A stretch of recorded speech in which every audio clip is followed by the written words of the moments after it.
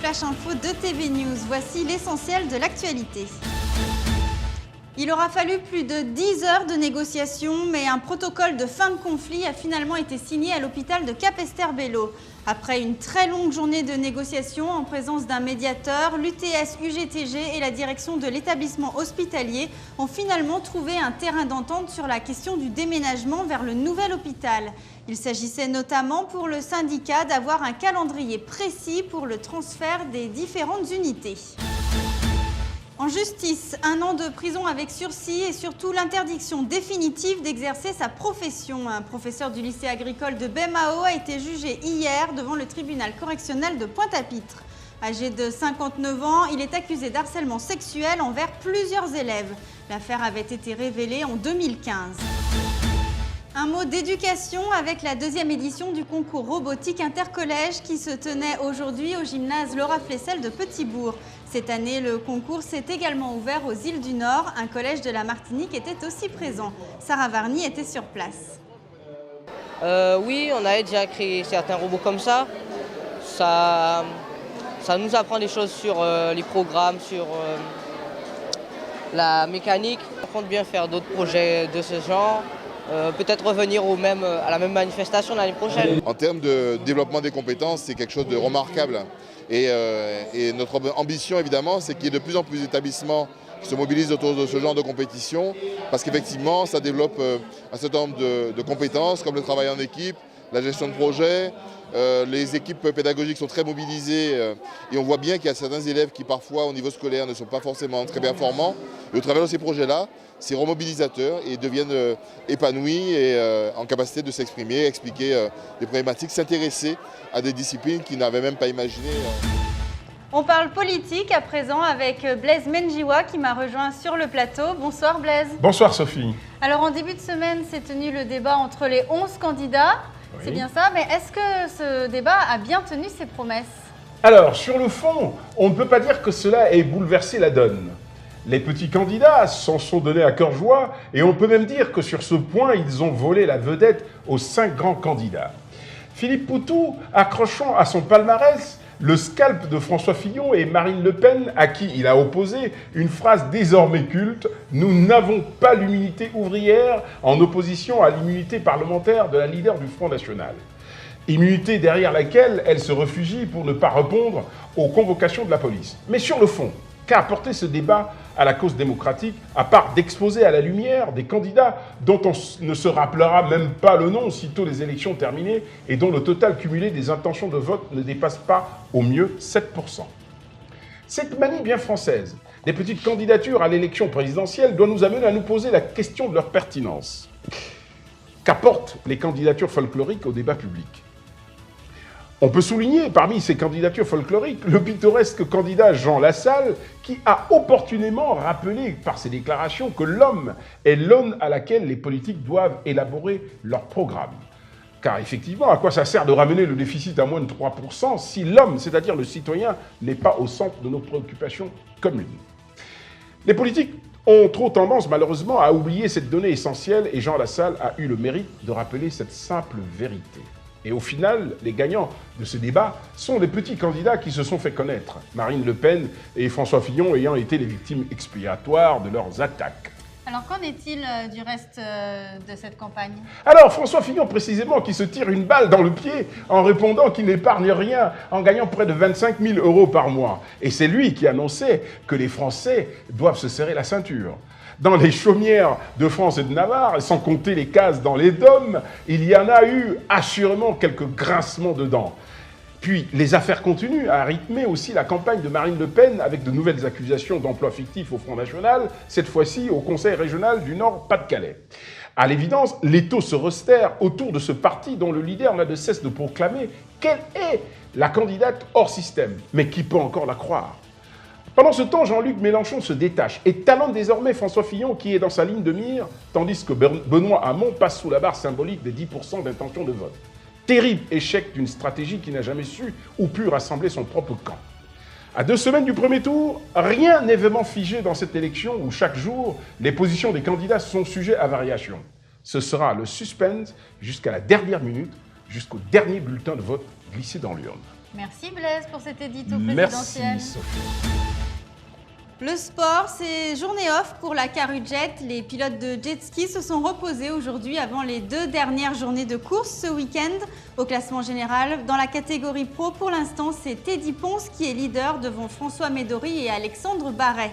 Dans la catégorie atmosphérique, Thomas Favolini s'est classé premier, Alain Martin deuxième et Anthony Turban complète le podium provisoire. Un mot de culture, Encre Noire se jouera sur les planches du Centre culturel de Sonis aux Abîmes ce samedi. Une pièce en hommage aux intellectuels noirs d'Afrique et des Antilles. Un reportage de Sarah Varny.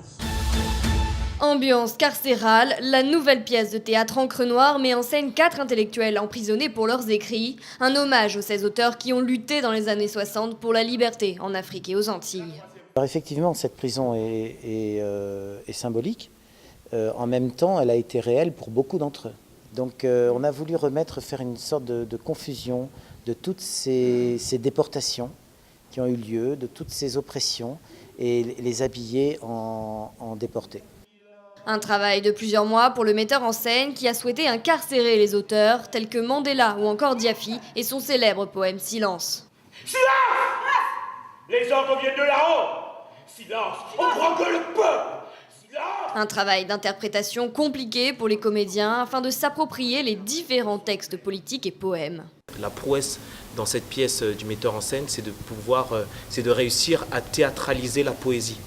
C'est aussi une prouesse pour un acteur parce qu'il n'est jamais facile de déclamer ce qu'on a à l'intérieur de nous en vers. Aller chercher cette dramaturgie, effectivement, ça nous permet de créer ce que nous avons créé en ce moment, c'est-à-dire c'est de la poésie, mais ce sera pas de la poésie véritablement, ce sera du théâtre, ce sera du jeu, ce sera beaucoup d'émotions, d'expressions.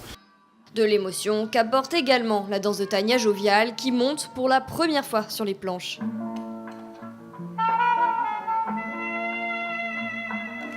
Le public pourra découvrir la pièce pour la toute première fois samedi soir à 20h au Centre culturel Sonis aux Abîmes. Ils se produiront ensuite au Cap Excellence et au Festival de théâtre avant de s'envoler pour Avignon où ils sont attendus à la chapelle du Verbe incarné.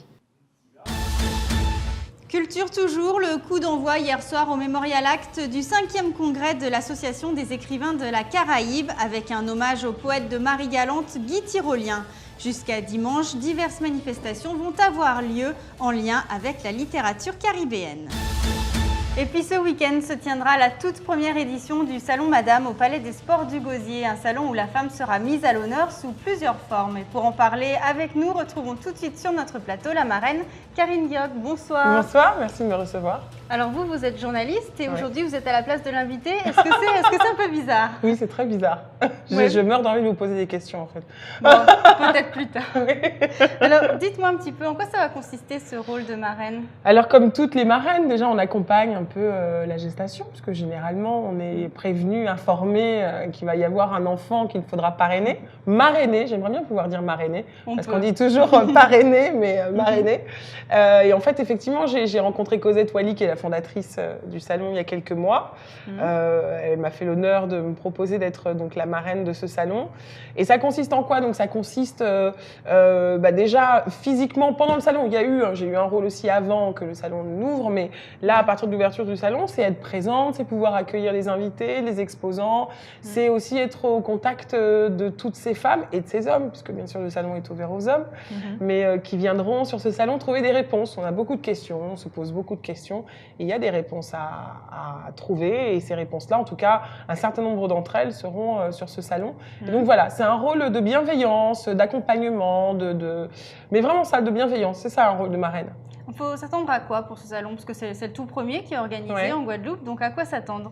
À quoi s'attendre? Alors, il y a beaucoup d'ateliers, il y a 35 exposants. Il y aura beaucoup d'ateliers, des ateliers sur des sujets qu'on pourrait considérer comme étant tabous, comme les règles douloureuses par exemple, comme la contraception, pour celles qui veulent renoncer à ne plus avoir les contraceptions classiques de pilules, mais avoir d'autres formes de contraception. L'alopécie pour toutes ces femmes qui se retrouvent à avoir des chutes de cheveux à cause des tractions. Bon là, je suis un mauvais exemple parce qu'avec les tresses, typiquement les tresses créent des tractions, mais tissage, tresses, etc. Il y a ces pertes de cheveux très spécifiques à ces coiffures qui sont très agressives pour le cuir chevelu qui seront abordées sur ce salon. Donc, des solutions à trouver. Le régime alimentaire également adapté, le mieux adapté à ces femmes antillaises qui vivent ici, avec le docteur Henri Joseph qui sera là samedi, samedi matin sur le salon. Donc, ce sera notamment une conférence que je modérerai. Voilà, donc il y a toutes ces questions qui sont vraiment, je sais pas, le leadership au féminin, comment se lancer dans l'entrepreneuriat, comment s'affirmer C'est pas en tant quelque chose qu'entrepreneuse. axé sur la mode, quoi. C'est vraiment Non, très il y a de la varié. mode, parce qu'il y aura 2 défilés de mode, ou plusieurs en tout cas, notamment avec Elie Cuam, qui organise un défilé avec une collection spéciale pour le salon Madame. Mais être une femme, ça ne se réduit pas à la mode. Et trop C'est ça. souvent, on pense qu'un salon, en tout cas qu'un événement autour de la femme se résume aux accessoires, à la mode, à la coiffure, etc. Non. Comme je vous l'ai dit, voilà, il y a des questions de fond, notamment des questions qu'on considérait comme tabous, comme les menstruations, des questions honteuses, comme parfois la perte de cheveux, qui sont des choses dont les femmes n'osent pas forcément parler. Enfin voilà, donc on est au-delà, bien au-delà du côté strictement cosmétique. Est-ce que c'est important pour vous d'avoir un salon dédié justement à la femme? Alors, moi, je ne suis pas très favorable aux événements genrés.